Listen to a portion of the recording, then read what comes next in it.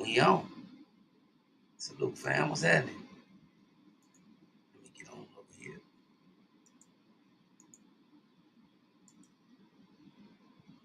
Running a little late. I don't know nobody in the chat yet. I ain't gonna be on long. Especially if the fellas ain't jumping on.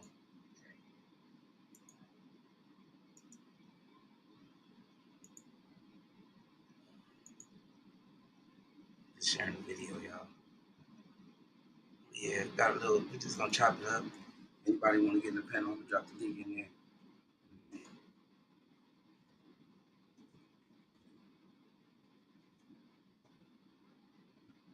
Sharing the video.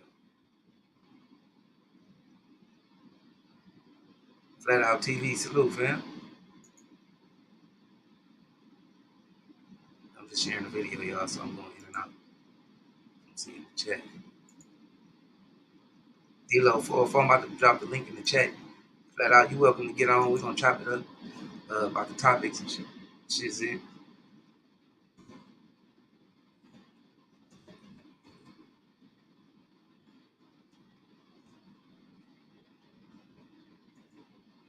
I'll put it in the chat.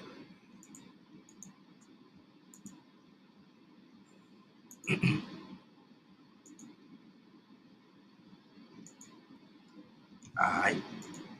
Salute, fam. What's happening, everybody?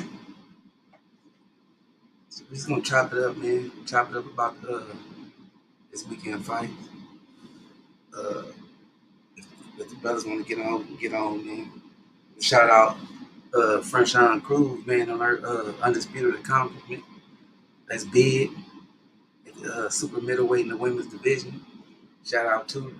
Went out there and put a schooling on. You know what I'm saying? And brought back those straps, all four of them things. You know what I'm talking about? So I'm gonna kick it off with that.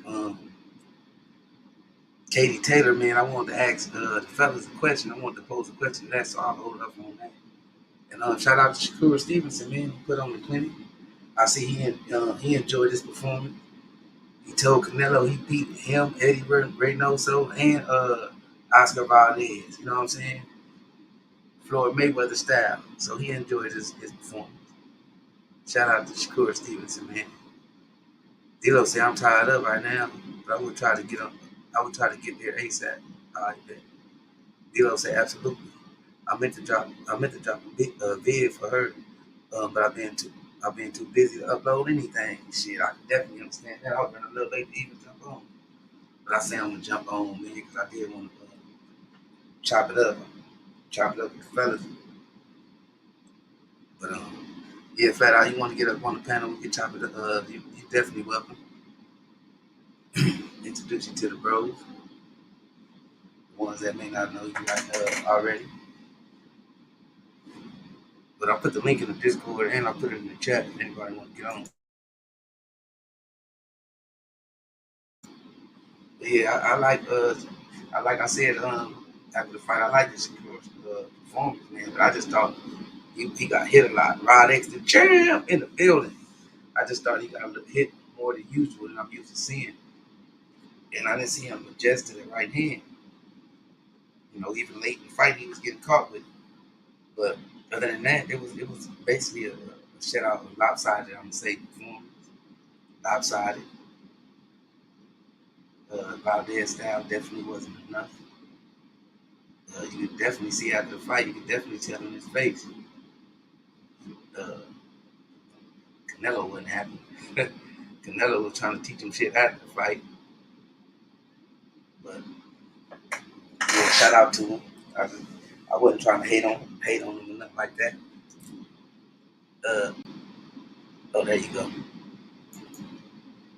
Yeah, I just wanted to clear that up because I know after the fight I was, a little said a little, gave my little pointers, man. A lot of people might have took that as hate, but that was definitely no hate. That's just how I get out. I be watching them skills, man. I be wanting to see if he's slowing down, if any changes, if he's getting sharper, he getting better. That's all I'm gonna point out. You know what I mean? And just looking back on it though, I think he had a hell of a performance, man. It just I ain't see him make the adjustment that he normally make with right hand. I don't know if that was bothering him. I don't know if it wasn't bothering him. I mean, like it wasn't nothing, because he definitely didn't react like he got hurt. I heard listening to the commentators, I heard them say that he got hurt the second time I watched it, but I didn't see it. MC, salute, bro. What's happening? What's going on with you, man? Just thought I'd come through and help you cook up on this great episode of boxing this weekend. Congratulations to Franchon Cruz. Uh, Congratulations to Katie Taylor. Shakur Stevenson did his thing. I just thought I'd come through and chop it up with you, my brother. Family Yeah, ain't nothing for family. most definitely salute, bro. But I was just over here just giving my take, because I was trying to make sure, we got a few new subscribers. Uh, I hope they ain't take it as they still here and they ain't unsubbed. But I was just making sure they ain't take it as too weird. My critique of what I saw in the fight was hate on Shakur. You know what I'm saying? I just wasn't used to him seeing him get hit like that without making an adjustment. That's Right. all. That's all my point was that night. What y'all think about it though? What you think about his performance? Was it a superb, flawless performance? Did you see Um, anything? I would say it was good performance. It was a good performance. He actually did what he said he was gonna go out there and do, and he went about his way of pretty much making Oscar Valdez look uh less of a challenge that everybody thought he was going to be. Had Oscar pretty much depending on trying to catch him with your right hand or something like that, and he was just too quick for it. Now, I did see a couple of right straights that he sent shot down the pipe that some of them grazed Shakur, but for the most part, he was able to keep him from hitting him flush, and it was kind of like it wasn't as bad as Canelo or Mayweather, but it was a good enough point where you can tell Oscar Valdez had pretty much reached his limit, knowing that he couldn't reach him, knowing he couldn't hurt him, and things like that. And I'm hearing how people are trying not trying to give him an excuse, talking about Shakur was too big for him and all that stuff. I'm not trying to hear none of that. You know, so I'm not trying That's to hear out. none of that because he went and slept Brashelt, didn't he? That's definitely out though. So yeah, with that, I think Shakur did a great job. I think he handled himself quite well. Yeah, especially Shakur moving up too. King, salute. What's good, bro? Hey, what's going down, man? Yeah, just to expand on my impressions of the fight, man. I I I was very impressed with Shakur. You guys know how I am. I don't really get sold on people till they do something. I didn't realize his fight. Like there's things that I had concerns with Shakur and that he cleared up for me. One, I used to think he admired his work too much. As Teddy Atlas called taking a picture, and so him working his punch variety from the southpaw punches directly to the body. That Earl Spence combination, as Trey X was saying, um, excellent defense. I slightly disagree with you, Marlon, on him getting hit. Those look. Here's the thing about it. Everybody knows it doesn't matter. I mean, a boxing novice should know that a straight right hand is the kryptonite for any kind of southpaw fighter. You should be able to, if you throw a straight right hand, it's going to land. But I was watching it very closely. Shakur's defensive awareness is those punches look like they're landing, but he's rolling and turning his face to like they're glancing. They're like more like swooping by. And I think just because like he said, that even Shakur said Valdez is kind of he's quick. The right hand was fast, when he would occasionally throw it. Hey, Um you say if you disagree with me, you disagree with Shakur, because he said it himself. He said that he didn't like how he was getting hit with the right hand a lot. He said he actually touched him, bro. no, that's what I'm saying. He admitted to him getting hit, but no, I'm just saying I think well, let's put it like this. That's more a statement of Valdez. Valdez isn't no bum. I mean, this is an excellent like at that division. He's at the top of the echelon of it. So for him to at least get something off, I mean, it's cool and all. But like I said, Shakur's still young, so yeah, of course he's gonna make a mistake. But that Canelo Mayweather analogy is an excellent one because stood in front of him and outboxed him. He can't say that he was running or any of that stuff. Valdez needed a Castillo type performance. He needed to be rugged. He needed to go in there and really fight Shakur. And this didn't look like he had it in him. So I think the biggest knock that I would have on the performance is just Valdez he didn't press the action to the point where it looked like it was difficult. And Shakur was trying to open him up. There was things like I said, the IQ was very high. I could see where he was trying to open him up. He was intentionally dipping his hands. He was trying to get Valdez to commit and fight and really swing at him, and he just never got that. So he just stayed on the stick, hit him to the body. You know, he got a little roughness to us. He used some physicality with him. He did hit him low. You could say it's intentional, but whatever. It's a fight. You know, so you do what you got to do. So I was very impressed with him. You know, I enjoyed the fight, man. It was an excellent fight. Yeah, that's what I was saying. I wasn't knocking it. I was just I seen some things that I wasn't used to seeing. You know what I'm saying? I wasn't knocking the performance. It definitely was lopsided. But, oh no, I knew what you meant when you said it. Because here's the thing about it is I think when you have a step up in competition like that, there is some things that you normally don't see happen to him should happen. You know what I mean? Like if you don't normally see him get hit with stuff, like there's a round where they get, because at the end of the fight they kept on trying to throw, that damn announcer kept on trying to throw Valdez a bone to give him a chance to make up an excuse, and Valdez wasn't. And salute to Valdez not taking none of that crap and just saying straight up that he was a better fighter. Like he kept on asking him, he kept on saying, "Oh, what about this and what about this?" And Valdez was like, "Nah, man, he just better. He's just better than me. He just all there is to it. The power's there. He got power. It's none of that stuff. He got speed. The IQ's there. He just beat me. There's nothing I could do about it." And like I said, they kept on trying to find us. He's like, "Here's the weight crap." And all. Look, man, I think Stevenson came in a little heavy because I think he anticipated more of a rugged fight. It didn't happen. And the main thing, they both made 135. Yeah. No excuse. Let me jump in the chat before we jump to the next. D-Lo 4 said, I think it was a lack of respect for the opponent to an extent, which is not always good. He looked great though. See, yeah, that's what I was trying to get to. Like I wasn't trying to shit on him. I just was like, damn, you know what I'm saying? D-Lo said, salute, bro. What's going down? Salute. D-Lo say, I just hate to see any fighter get caught by the same punch repeatedly. See, D-Lo, see what I'm saying? He will get there. He is young in the pro game. Yeah, that was my only shocker. He didn't make those adjustments that he normally make, and he even admitted it. So that was a plus for me too. Hearing from him himself, saying, you know what I mean, that he did some shit that, he gave the other man props for it, and he need to clean up. Valdez fought valiantly, but Shakur was too fast and 100 times skilled. Michael James, salute, fam. What's good? He said, what's good, though? I mean, what up, though, everybody? Salute, fam. What's happening? Ivy said Shakur had a good performance, but the way he's fighting, his ceiling is that of a good fighter, not of a great fighter. 8 count, salute, fam. What's happening? He said, salute to the corner. Valdez, the champ, said, I give Valdez credit. He was timing Shakur with that right hand.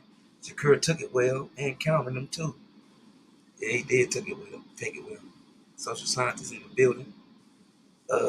Michael James says Shakur needs head movement. That's the only thing I can critique him for. He said I don't like that moving straight back. Yeah. Joseph Brown, salute, bro. Gil Cole, salute, bro. Everybody talking to everybody. Valdez say Valdez was an underrated veteran world champion. Or undefeated, that's what he meant to say. Undefeated veteran world champion. Yeah, I give him some respect. Gotta give him some respect. Michael James say, I wanted him to go a little harder towards the later rounds, but I'm not mad at a one-sided victory. Can't be honest. Joseph Brown said, I gained more respect for Valdez after watching him. He said watching his fight because he made adjustments by throwing more straight lead right and less left hooks to the head, throw hooks to the body. He was going to the body. Chris Ray Blessings, bro, what's happening? He said, nah, you act like you love MARLO'S Corner channel. Stop being fake and show your love. Share the video on your social media platform, and we will see the subs go up together. Most definitely appreciate you, bro. Rod X said, I thought I smelled a goat. Salute.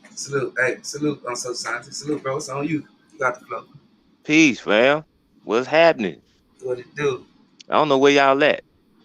Oh, we was talking about the Shakur Stevenson fight. Oh, well, shit. He did a great job. He outclassed that man. I saw him get hit with some straight rights, but you know, it is what it is. He stepped up in competition. I know Valdez came to fight, so you know, you supposed to see them both step it up. So I feel like I saw the same Shakur I always see, but Valdez looked like he was trying to be a little sharper. It just wasn't enough.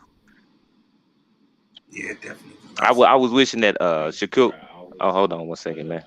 I was hoping Shakur would stop stiff arming him like that, because I felt like they was gonna take a point, but you know, he somehow got away with that. But that was about all it. That was about it, man. He outclassed the man like he was supposed to do, like he said he was gonna do. Yeah, most definitely was one side. What's your take on it, bro?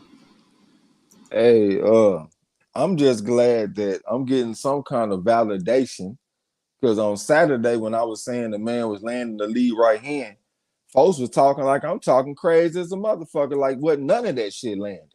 I'm like, God damn, I'm seeing the shit. Motherfucker act like I'm lying calling the fight or something. Hey, number one, hey, I'm reporting live from Enceladus right now. I'm on one of Saturn's satellites right now, nigga. I'm going on that gas, you know what I'm saying? So y'all be patient with your boy. But so yeah, I feel good about that. But that's what I was trying to say on Saturday. That's why I kept saying I felt like Valdez had a decent account of himself. He went out there and was outclassed. The other guy was bigger, stronger, faster, better athlete, better skills, and all that kind of shit.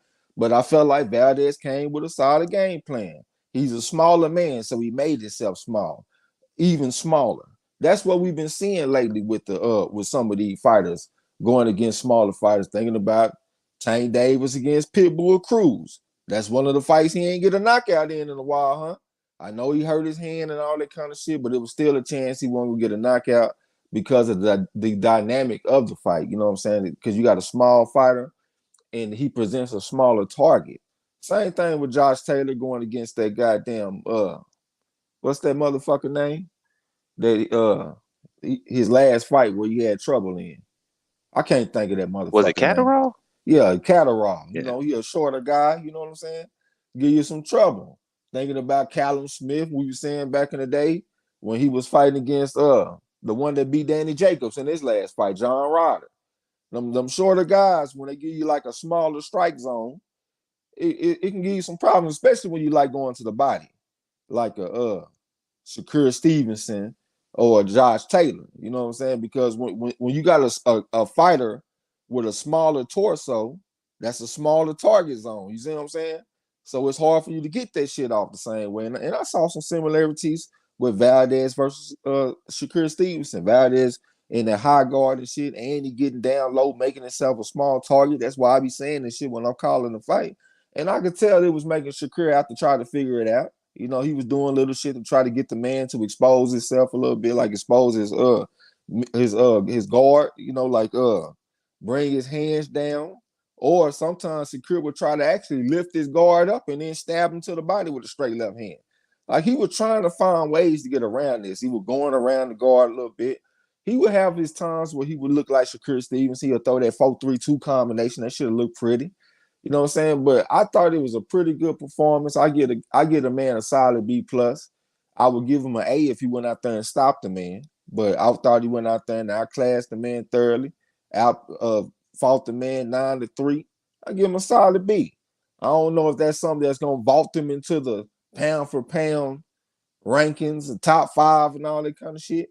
But I think it's something that's gonna get him on his way. And I think these are type of fights that's gonna make him get even better. You know what I'm saying? Because you know he going from level to level. He was beating some solid guys, now he beating champions. Now he beat Herring, just beat Valdez, And now you want to talk about going on fight some other motherfuckers. So I think he's gonna continue to get better. He's gonna study his craft. He got a lot of pride.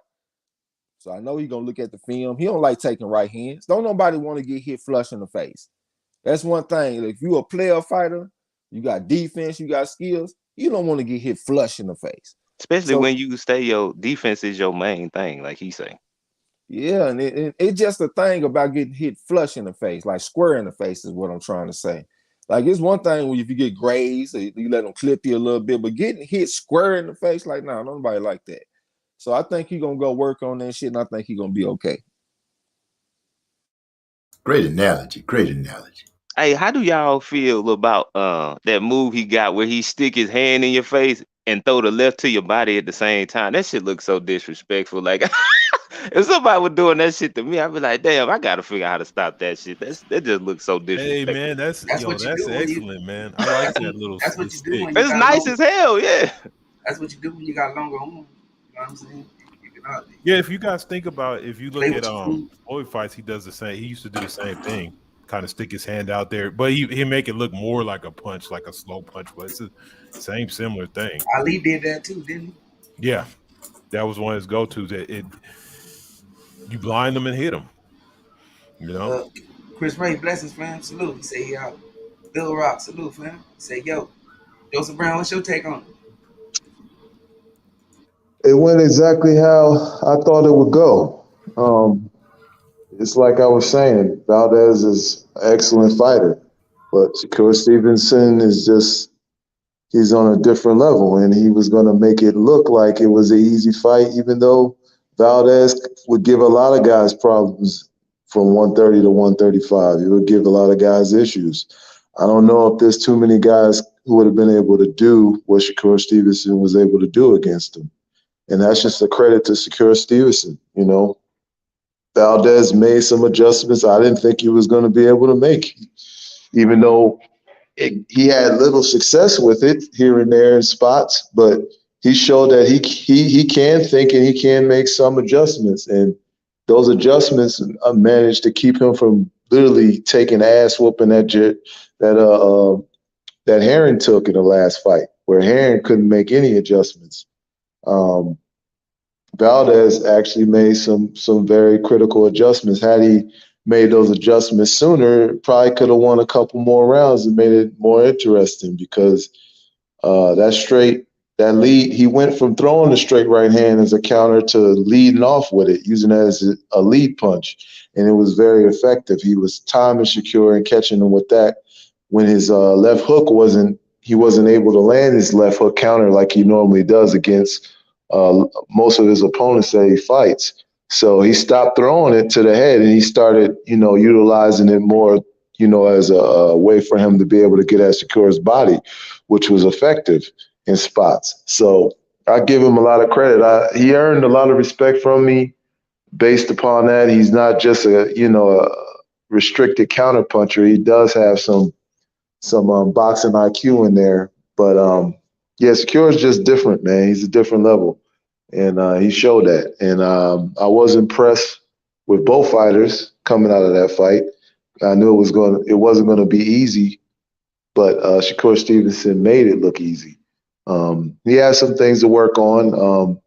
He's relying a little bit too much on his athleticism and his reflexes, and he needs to keep his hands up at certain points. And I don't like how he keeps his mouth open when he's standing in front of guys. That could be cause for problems. But like I said, he gets a little emboldened because his reflexes and his quickness is just better than a lot of opponents in front of him. I just hope he doesn't fall in love with that, because technique at the end of the day is going to extend your career, not so much your athleticism, because that at times is going to fade. So that's one of the things he needs to work on, and not fall in love with, his athletic abilities, even though that's carrying him in a lot of these fights currently. So, that's just some of the things I saw from him. But I love the probing jab. It all allows him to keep a guy occupied. All the great fighters do it. Bud Crawford does it. He uses his jab to occupy a guy. thinking he's going to throw a shot one way, and then he ends up taking that probing jab and starts throwing lead left hooks off of that, or lead right hooks off of that, since he's in a softball stance. So all those things are effective for you to be able to keep a guy occupied, and then throwing punches around the guard or through the middle of the guard. So though, and even with Shakur Stevenson, he likes to use that jab to even probe a guy in the middle of the midsection, throw a body shot. So all of these things are very effective tools, and all the great fighters at some point have used these tools to be able to land shots. And so this is a very effective weapon for him. And as long as he continues to do that and expand on other aspects of his game, he's going to be a very difficult guy to beat. Yeah, that's that grandpapa's teaching, man. D-Bid03 in the building. Salute, bro. Said peace, boxing fan. Spirit of Salute to Jefferson. everybody in the chat, man. Salute, fam. He said, what's good, bro? He said, it's called probing. Most definitely. Yeah, we saying that in the fight call. He probing with the lead hand. You know what I'm saying? Yeah. She said, blessings, sis. Salute to the 6'3" Amazon Angel. This was a question I was going to pose, man. Y'all saw the Katie Taylor fight. Y'all heard y'all talking about it. Do y'all suggest a rematch? Would y'all want to see a rematch? Would a rematch be interesting?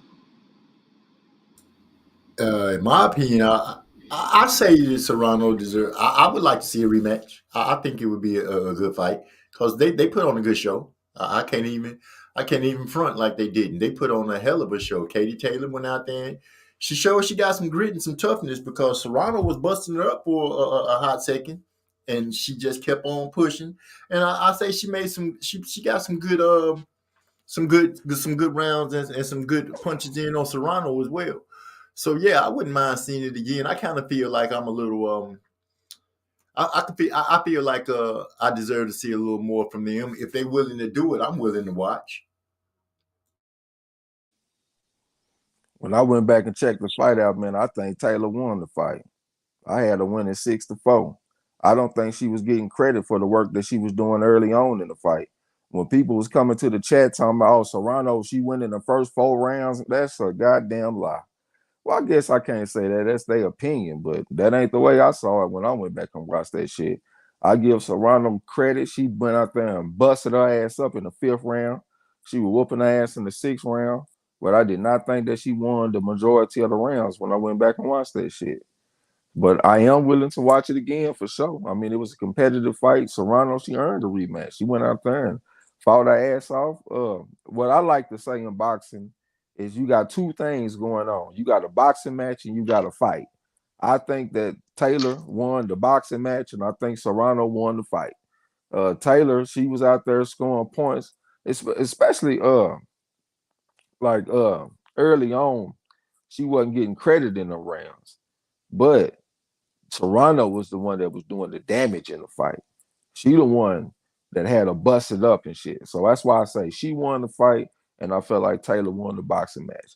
But when you got a situation like that, just about this, it's almost always a rematch in situation like that.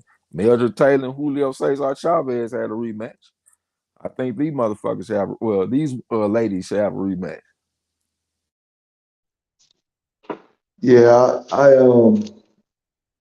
didn't really give my pick last week, but I think I was occupied when you guys were asking that question. But I did pick Serrano to win that fight. Watching the fight, I gave Taylor the first round. I gave Serrano the second. I gave Taylor the third. And I was just kind of going in between rounds. I was basing some of the stuff on Serrano's effective pressure. And then I was looking at, Taylor being able to turn her, hit her with shots, move, and use good footwork, get in and out, and make Serrano miss and try to find her. Based upon what I seen Serrano winning the fight 6-4. I'm not mad at Katie Taylor winning the fight. I do think she won the last couple of rounds. But if they do fight again, I think Katie Taylor has more of an upside of winning the fight in an easier fashion. And the reason why I say that is because I saw her boxing skills and her movement and her being able to get in and out. If she used more of her boxing ability and not get drawn into an actual firefight, she should be able to get in and out of range on Serrano and use her jab to be able to counter her effectively, like she was doing in later rounds after she got hurt in the sixth round, or fifth or sixth round. She started to use her lateral movement and box more on the outside, and she made Serrano miss and try to find her. And to me, I don't think that's going to change in the rematch. So even though going in, I picked Serrano in this particular matchup, I'm not picking her in the rematch. I see too many things that Katie Taylor can actually do to win the fight and make it an easier fight. Unanimous decision. So if they fight again, I'm picking Katie Taylor to win by unanimous decision. Hey, what you just said is a part that I forgot too. I felt like Taylor closed the fight strong, and I think that's what got her the victory too. Man, ever since the fight was first announced, I kept saying that Serrano didn't have the legs to beat Katie Taylor, and I was saying that based on the Pursuit rematch, where Katie Taylor came in and basically boxed for a full fight. And if you know Pursuit, she punched nonstop, just straight nonstop for 2 minutes.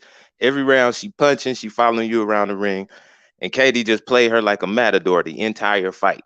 But for some reason in this fight, she gassed out pretty early with her leg. I don't know if she gassed out or she just wanted to fight, but that shit was not the move with no Serrano, because she punched a lot harder than Pursuit does, and she almost got her ass stopped. But it went like I expected it to go into the fifth round. But I don't know what was going on with her in that round, but I thought she boxed well when she boxed. I still ain't scored the fight. I just enjoyed it. But I'll watch it again at some point. But they talking about a rematch, and Katie Taylor talking about she want to have her first homecoming fight in Ireland, because she made boxing legal or whatever out there. She was instrumental in that. But I don't think she want to fight Serrano in Ireland, because you don't want to get knocked out in your homecoming. So I want to see a rematch. I just don't think it need to happen in Ireland. She probably want that bitch in Ireland on St. Patrick's Day. Who talking about Serrano? Taylor, shit, get the win. That's just like back in the day when battling Siki, when he won that championship. I think he beat Carpentier. That motherfucker fought Mike Mateague in Dublin, Ireland on St. Patrick's Day. Needless to say, the motherfucker didn't come back with the title. You know what I'm saying? Right. King, what's your take on it? Yeah. Well, this is the thing about it is, man. So I picked this fight, Serrano split decision, mainly because I knew one of them scorecards was going to be out of line, which it was. But overall, it was a good scrap. The thing about it that I feel like, man, that I realized with the women's boxing, I know they do this for a reason, but if those was 3-minute rounds, Serrano might have stopped her, man. The fight went by too fast. I think they maybe push the championship fights up to keep them 2 minutes, I guess, but at least punch it up to 12 rounds, because I think that would be more definitive. I think the girls' boxing skill set is good enough for them to have more rounds or something, because, like I said, the fights seem very short. And I feel like that when I watch Carissa fights and stuff like that. I feel like the skill set is good enough that they can maybe at least make the more rounds or something. But might as well run it back. It was a close fight. Serrano didn't look very enthusiastic about that, but maybe she was deflated about a fight that she thought she won.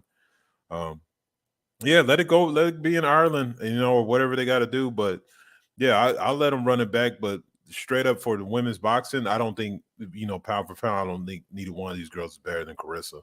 I just got to put that in there. You know what I'm saying? Hey, man, I just want to say, add one thing about Taylor, man. That girl got some heart in her, because, I don't know who saw that Amanda Nunes fight when she knocked out Ronda Rousey, but Katie Taylor had that same look on her face that Rousey had when the fifth round she was getting pieced up. She looked like she was just ready to go, but somehow she stayed on her feet. I do not know how she did it, but oh, you mean the little kid like he lost face? Yeah. What's going on in here? You got a mud hole stomped on our ass in that 5th round. Yeah. Under Davis, salute, bro. Check Hey, engine OG, light. what's up, Trey man? X said the check engine light came on. Oh man. You know, 404 boxing say, I saw close rounds, but he said, but I prefer Serrano's work, and I felt she earned it a 10-8 round. Hey man, I could. the fight that I was expecting to see though was hellfire and brimstone for Katie Taylor. I thought she was getting her ass mollywopped all over the place when I went and looked. But when I looked, I was like, man, this shit is really competitive. You know what I'm saying? I mean, Serrano, she had the highest peaks in the fight. You know what I'm saying? But I felt like Taylor did enough to where she could have got a 6-4 win. That's just my opinion, though. You know what I'm saying? Yeah, she did some good work. You know, people just I think they overlooked it because she got hurt. Yeah, I'm sorry. I think that's what they did too. I think they overlooked the fact that she was getting in good work because me and Big E went back and looked at some stuff on her. And Katie Taylor, she a warrior. And she did show that she could withstand some adversity. But the 10-8 round, I think I could agree with D-Lo because she almost Serrano looked like she almost dropped Katie like 3 times. Twice, Katie started holding on to her. She caught her. They was back against the rope. When she started going off on her and busted her nose, Katie grabbed on because Katie almost fell then. And when they started exchanging in the middle of the ring, Katie almost went down on the knee, and that's when she she draped her arms over Serrano to hold herself up. So yeah, I could see that 10-8 round. I could see that. Well, they say Serrano landed the cleaner, harder punches early. Hey, I'll give her 10-8 round. I still have her losing 6-5. You know what I'm saying? Alex also say I think Serrano won 6-4. D-Lo say I had a 6-4 Serrano and I gave her 10-8. The Keji salute, friend, was that? He said round 4th, 5th, and 6th were clear Serrano round. He also said Serrano proved she was the better boxer, but Taylor proved she was the better fighter. Hey, and then I kept on talking about Taylor. Looked like she got like the neck of a fighter that's been in the ring all her life. That might be a part of the reason why she was able to take that onslaught. That's why you train your neck and shit, man. That's shock absorption. So you can eat them punches when you have to. That's what You know she what I'm saying? said in the damn post-fight press conference. That's why we train. That's why I train for the big fights and all that bullshit she kept talking about. That's what she trained for. Boy, you a goddamn fool. Hey, the Keji said Serrano would easily win if they had three-minute rounds, but over 2 minutes, that would always favor Taylor. Hey, if she had more time in the 5th, she might have got out of there. Yeah, you know. Spirit of Justice said if they were to rematch in the UK, Taylor would win again. D-Lo 404 said that was Serrano's coming up to 2 divisions, so I would expect her to be more dangerous in a rematch. But she is much older, with much more wear. Sandra Brown is in the building. Salute, sis. What's happening? That's the matriarch. She said showing support. D-Lo Appreciate you. Winston Lee in the building. Salute. D-Lo said on the flip side, in 10 2-minute rounds, there is smaller margins for error, especially if you fall behind. Iceberg Nerve, salutations. Salute, bro. Salute. Yeah. D-Lo also, go ahead. Yeah, man. Credit to both women, man. That was a historic event for women's boxing. Madison Square Garden has never been done before, and they delivered. They both showed up and showed out, and they made a very good account of themselves for women's boxing as a whole. So hopefully that translates, for future women's boxing going forward, and it's just a great thing that happened for women's boxing. So, salute to both women. Most definitely. Yeah, man. It seemed Cruz like had a Katie. good fight too, man. Cruz, salute to her. She yeah, had the fight. She had the performance. I started off the show. Shout her out, y'all want to get y'all take it. She had the performance of the weekend. And when I sit up here and I think about women's boxing, I mean, we done had some devastating knockouts like Ann Wolfe when she knocked out that Vonda Ward woman back in the day. Mm-hmm. But for me personally, I think that's my favorite performance I ever seen in women's boxing. I Damn. mean, yeah, because number one, she was an underdog. You know what I'm saying? The other woman, I can't remember exactly what the fucking odds were. They was close, but Franchon Cruz was the underdog. She was like plus 150 underdog. I didn't So realize that. yeah, so that let you know what kind of what the odds maker started the fight. It ain't like she a 20-1 underdog. I mean favorite out here. She's a fucking underdog in the fight. So she come out there, she got a person that's naturally bigger than her. Franchon Cruz was in the best shape of her life or her career, according to Carissa Shields. Said she ain't never seen her look better. And she went out there and got to business. I'm talking about got me eating crow because I didn't change my pick after I saw the weigh-in. I looked at Cedar Roost and I was like, oh man, this a big motherfucker. I looked up and I looked in the comment section. Somebody go on mute because I hear like some feedback. But I looked in the comment section and people was talking about how she was able to use her height. So I was like, okay, if she gonna go out here and fight tall and use her height, she might be a justifiable favorite. You know what I'm saying? But I didn't. You can't always look at the size of the dog in the fight. Sometimes you gotta look at the size of the fight in the dog. And Franchon Cruz shows that shit, man. She went out there, and I'm gonna tell you when I was feeling, I felt like I made a mistake when I listened to the interview. Franchon Cruz said, "Man, this a goddamn soccer player." She said, "I've been fighting all my life." See, but when I heard that, I was thinking, okay, she's going up against an athlete, so maybe I'll be okay. But then I looked at their ages and I said, this bitch 37 years old. I was like, man, I didn't even know. And she started fighting when she was like 22 or some shit. I was like, oh man, that's a dumbass pick. But Franchon Cruz went out there and beat that woman ass, man. I'm talking about had her busted up, landing all kind of clean shots on the motherfucker, landing combinations, going to the body, coming upstairs. She could have went to the body a little bit more, but she was still mixing it up in them combinations, coming upstairs. Setaroos walking to her just in a straight line all night, no jab or nothing, for the most part, getting pieced up out there. You know what I'm saying? She'll get Franchon Cruz in the corner, so Franchon Cruz start fighting like a motherfucker. Right hand, left hand, right hand, left hand. Get the bitch off me. I'm talking about hitting all in the temple. And I was like, man, this is a nice ass whooping, man. To me, that was the performance of the weekend. You know what I'm saying? So salute to Franchon Cruz. Got me eating crow like a motherfucker. Hey, and you talking about Eileen Cedar's lack of skill. I mean, I don't know how people gonna feel about me saying this, but I don't think Franchon Cruz is actually that skilled as a fighter. I think Savannah Marshall would probably beat her, might even stop her. It's a woman named Shadeja Green will probably stop her. But you know, the higher the women get in weight, you know, the less skill you see. But I thought she fought a good fight against Cedar Roost because Cedar Roost is not that skilled. Had her looking like Chucky with all that dried blood on her face. They couldn't even stop her from bleeding.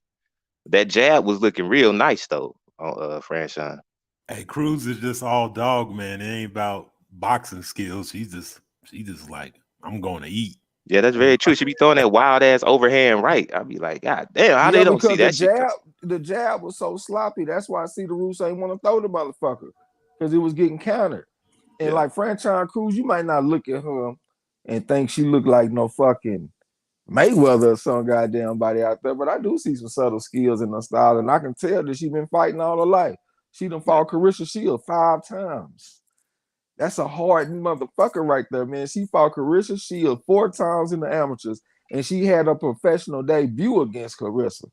That's just a motherfucker that took whatever the sport done gave her for the most part. Because she talked about that. She talked about how she had to take one-way tickets and shit to fights and didn't know she was gonna be able to get back home and all kind of shit. You know what I'm saying? And she thanked Carissa for having her first fight against her in her professional debut. Nigga, we don't see nothing like that in comparison with the men. Oh no, nigga, that'll be like Earl Spence and Terrence Crawford fighting in their debut. Like we'll never see no shit like that. But we just saw 2 future undisputed champions, and they fought each other in their debut. And when I remember when I looked at that fight, I'm looking at Carissa. I'm like, damn, this woman cold. But I was like, hold on now. This goddamn Franchon Cruz can fight too. You know what I'm saying? I was impressed with her. So it just felt good to see that culminate, all that shit come together. Carissa undisputed type, you know what I'm saying? And then this woman, same thing, you know what I'm saying? Hey, Agreed. women's boxing's on that acceleration, man. It's just unfortunately how it is. You know, you talking about undisputed in 12 and 10, 11 fights because they're competition things. So they ain't no warm up, ain't no soft touches. They gotta get into it from the gate. Scrapbook salute, fam. D-Lo 44 says she inherited that nigga. That ain't no gym neck. That ain't no gym grown neck. D-Lo just talking shit, man. That man don't know what the hell he talking about. Shots fired. The Champ Ross tells all that. That's all I gotta say. Yeah, shout out to the Champ Ross. Shout out to the Champ Ross. Shots fired. I'm trying to tell you, like, look, you know your boy Marlo got third place this week. You know nice work, Charles. What? You got third place, Marlo? And some bonus points. Do your damn thing, man. Hold up. Didn't social sciences get first? He got second. Kane got first. That motherfucker. Oh, did I get first? Oh yeah, I got first. You got first, bro. Hold up, I'm sitting on the I'm second overall. Glorified people right now. Yeah, overall, Nah, overall he like third. I'm making a comeback on y'all.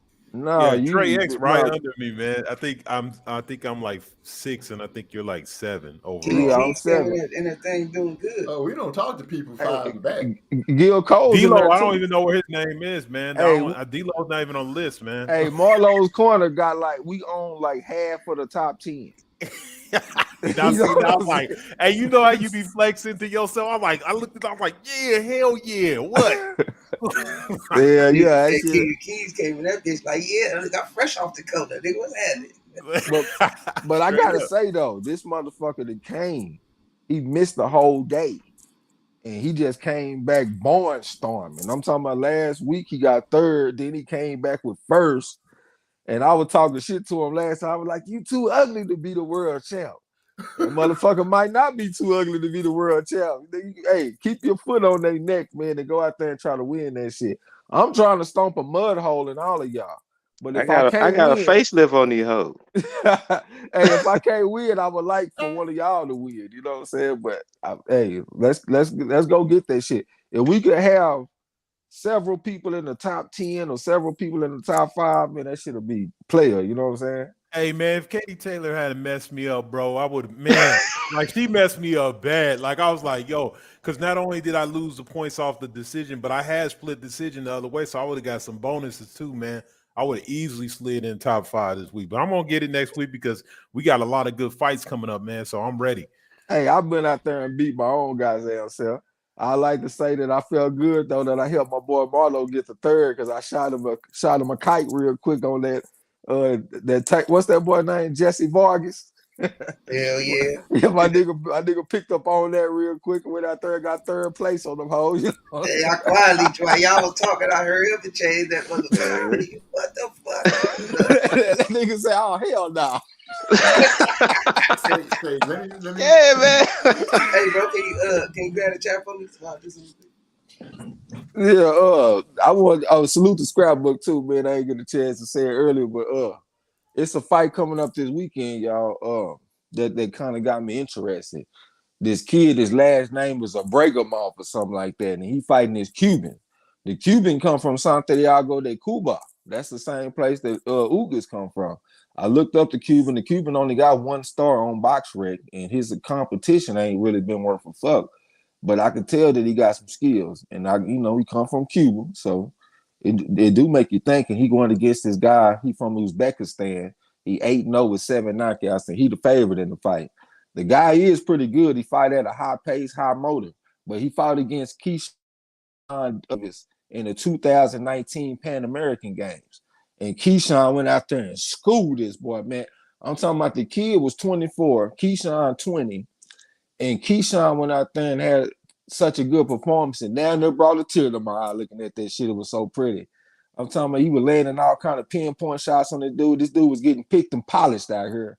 And Keyshawn, he dropped him in the fight too because he got on that bicycle a little bit.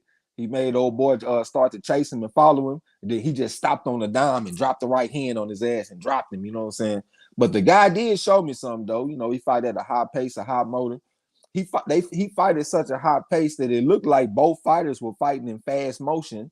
I thought they sped up the tape. And then I looked at the referee, but the referee is moving in normal motion. So I'm like, nah, the tape is not sped up. It just these motherfuckers are just moving fast like that because the guy is making Keyshawn move this fast. You know what I'm saying? So this guy fighting this weekend, he going against this Cuban. I'm kind of that's one of the fights that might get us fucked up. I'm pretty sure most of us gonna take this a break him off, dude. But don't be surprised if we go out there and take a loss to this Cuban. And y'all know I pointed out a few fights last week. That was something to look at, like that shooting off fight. All of us got that shit wrong. We should have picked as this bet. So don't be surprised, man. You got to take a hard look at that a break him off fight. I'm gonna make sure I pass that on to Big E. I got a confession. Yeah, I got a confession. Y'all, I'm sure you guys remember how critical I was of Jake Paul when he was doing his boxing thing. But I have to say that I have to take my hat off to that dude while he wears his promotional hat, especially for the women, because the dude looks like as far as being a promoter, he looks like he could be a big breath of fresh air for some of these boxers, man. And I hope they can look past the fact that he came into boxing came into the game the way he did, and look at the fact that he could help them make some money. Because what he's done for Miss Serrano, I feel like that he's just done great things for her career since he and her got together. And I mean fast. It didn't take him no long time to do it. He jumped right on it. So hats off to him, and y'all heard it here first. I had to agree with you on that. I do too. It kind of reminds you of Jersey Joe Walcott and Felix Baciccio, because Felix Baciccio changed his life. Jersey Joe Walcott, he was having fights where he ain't even ate in 3 or 4 days. He can't even get a proper training camp, you know what I'm saying? And couldn't get big fights. But when he got Felix Baciccio in his life, he opened up everything for him. But Baciccio is an underworld type of figure, so a lot of people might look at him in a negative light. So it kind of reminds me of Jake Paul, since he wasn't like a homegrown boxing guy. People look at him in a negative light, but I do like the energy that Jake Paul brings. I like the fact that he was willing to bet $1 million on him. He bet Eddie Hearn $1 million that she was gonna win the fight. I just like that because that just remind me of how we was or how we all are in the neighborhood. You get to talking shit and they will bet something then. You know what I'm saying? Like I like that about Jake. You know, I like that he ain't conventional. The motherfucker look like a WWE wrestler or some shit to me half the time. You know what I'm saying?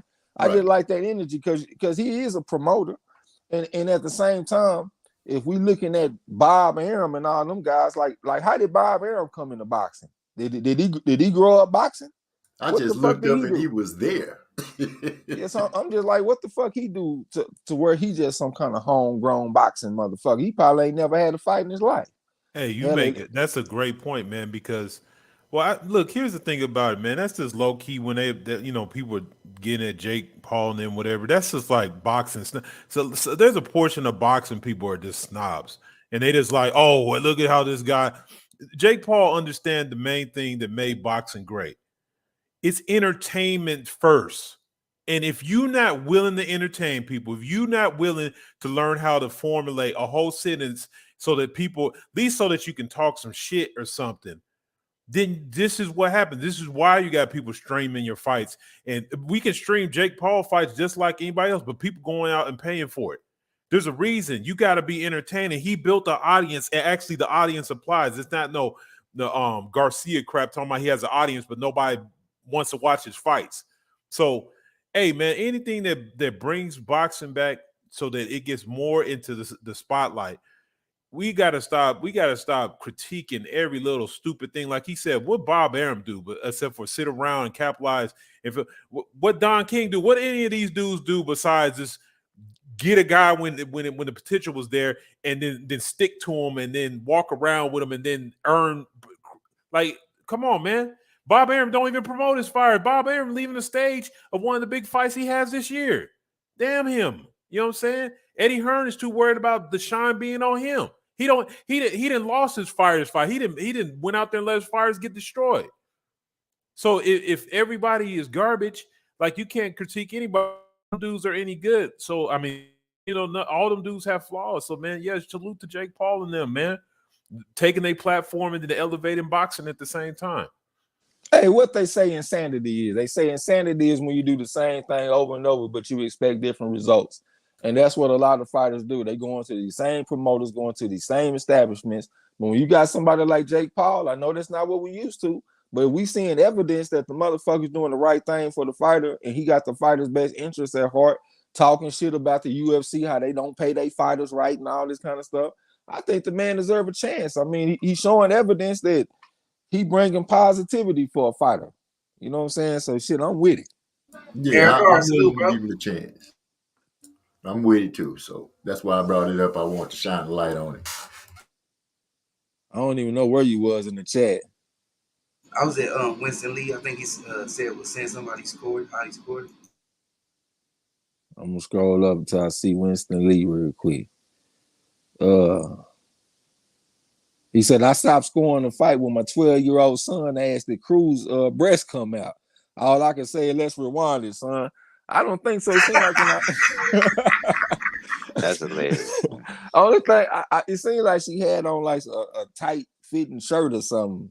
Like in my mind, I don't think she had no malfunction, a wardrobe malfunction. D'Lo said all the fight card lived up to the event. Shout out to all those. Absolutely, man. That shit lived up to it, man. And the Vargas and Liam Smith lived up too. Shit, they was off in there. That was a war. They out there bleeding and shit. Both of them cut, going toe to toe, going to war. Liam Smith showing that toughness and shit, coming to do what he had to do. Hey, I heard just talking about how tough Cruz, Franchon Cruz was.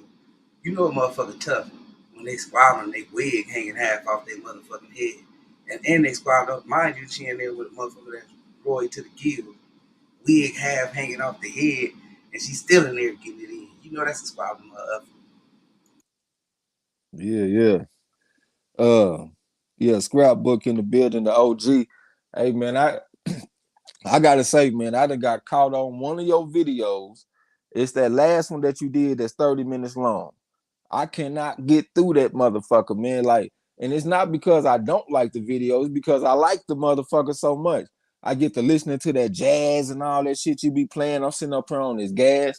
You talking about Al Singer and Tony Canzaneri and all these motherfuckers, and I'm looking at the conversation. Next thing you know, nigga, I'm waking up in this motherfucker. Like, God damn, I gotta start this bitch over and try to watch this whole again. You know what I'm saying?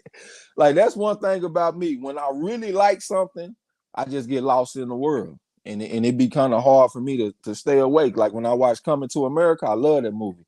I can't stay awake because I get lost in that world. Same thing with American Gangster, the Denzel Washington movie. You know what I'm saying? So I'm trying to watch that motherfucker, OG. You be doing too good of a job with the atmosphere, my brother.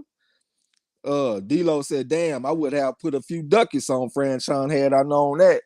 Yeah, she was a slight underdog. It was pretty close at first, and then it went all the way to minus 175 for Cedar Roost. And I think it was like plus 145 or plus 150 for Franchon Cruz. You know what I'm saying? D'Lo said that was one of the cleanest performances from a Barry Hunter fighter. I thought he did pretty good on his fight instructions too. You know what I'm saying? I think he was part of the reason why she went out there and won. Right as the champ said, I like I said Saturday, that Cruz fight was brutal. Yeah, that shit was brutal, man. That was a hell of a fight. Winston Lee said they did have towels to clean that. They did have towels to clean that woman's face. They kept sending her out there fucked up though, man. Blood streaming all out of nose and shit. Scrapbook Gil Cole said Franchon had me eating crow too. I was betting against the lace front. Hey, I'm gonna tell you, when I saw her up in there with them braids and shit, I was like, yeah, she ain't coming to play no games today. Ain't gonna be no hair malfunction. Ain't none of that going on today. It's gonna be some straight up ass whooping going on today. D'Lo said, or Keyshawn Davis and Andy debuting versus each other, or Frank Sanchez debuting versus old boy Lenier Pedro, who beat him 5 or 6 times in the amateur square business. Hey, Perro fight this weekend too, y'all. Lenier Perro. I looked him up. He was a 2-time Pan American champion and shit. So, you know, that's big shit. He went to the Olympics, but he ain't medal in the Olympics. He fighting a guy this weekend that's like 7-4. I think he's gonna go out there and destroy the motherfucker. We might break down a few of these fights that's coming up this weekend because I done already took a look at a few of them. OG's talking about the color line. Right as the champ said, "Oh y'all, I guess he's saying, we gonna call Canelo versus Bivol shit. Hey, we did a vote and people said they want to see Tank Davis. No, sir. No Canelo. No Dezurn. Shit, I'll be getting me a link. Catch me with a link. Not unless everybody gonna put 5 on it or something. Shit, I was. But I don't like Canelo like we that. might But go 30 a He piece. said he don't like him What enough I'm to put saying. 5 on it. Hey, that's Yeah. $5, don't you? Hey man, I'm gonna go ahead and take Bivol on the Champ Ross though. Yeah, you gonna take Bivol? I'm square business about Bivol winning this fight. It's basically like to me it's like Bivol, it's like Stevenson versus Valdez. It's just they not whatchamacallit. Canelo is a better boxer puncher than Valdez, and Bivol he might not be as good a boxer as Stevenson, so they might meet somewhere closer to the middle. And I still think that Bivol is on the right side. Yeah. I mean, for all this time in boxing, we say a good big man beats a good little man. Mm-hmm. Now, when it comes to Canelo, it don't apply no more. I looked at a video earlier, and it was boxers making picks. The only person that said Bivol had action was Benavidez. Everybody else, Canelo, he the best. Ain't nobody fucking with Canelo. I'm like, man, what's going on? So I'm like, so y'all picked Billy Joe Saunders to beat Canelo, and it didn't pan out. You picked Callum Smith, you picked all these different fighters, and it didn't pan out. And these folks is B levels. We trying to tell you that they B level. It didn't pan out, and now all of a sudden Canelo is invincible. Hey, this motherfucker Bivol ain't no Caleb Plant. You know what I'm saying? This is a different situation. This ain't Callum Smith. Salute to the Smith brothers. I ain't, you know what I'm saying? I got respect for them. They all tough as nails, but this is something different. You know what I'm saying? Like Bivol, man, I done seen this man take a flush elbow in the face, don't even complain. I dropped a video in the Discord earlier. That motherfucker, John Pascal hit the boy with a sonic boom. I had dropped the video and I said, hey man, what we call this move right here? Gil Cole say, hey, that's a sonic boom, and that's exactly what it looked like. That man hit Bivol. He threw both his hands at the same time and hit the man with a sonic boom. And y'all just got to see what I'm talking about, man. It looked like Street Fighter. And Bivol is taking this shit. He don't even complain. He ain't say nothing to the referee. He just come back with something on your ass. You know what I'm saying? This man is different, man. It's an international competition. 268 and 15. That's what we talking about. I ain't talking about some guy out of Tennessee or some goddamn where, or the UK, or where the other motherfucker. I can't even think right now, but I ain't talking about nothing like that. I'm talking about somebody that's been whooping ass, international competition, naturally bigger man, got a good skill set, can fight against shorter guys. I see that he more comfortable fighting shorter guys than taller guys. I think this dude about to go out here and whoop Canelo. That's just my opinion. If I get it wrong, I get it wrong. Fuck it. I eat crow. It's like He's I not told you, scared either. it's not about skills. I think a lot of people, man. Now some of those dudes are writers or whatever, but I watched Bivol. I watched one of when he fought Joe Smith or something. He have like if Caleb Plant, like you said, has B-level boxing skills if you're like judging eliteness, whereas Bivol is elite. Like if you had a meter, he's sitting on top of it. But the problem is, like I said, the reason why nobody's betting against Canelo is because we just know that he has, like, it's not even about the boxing.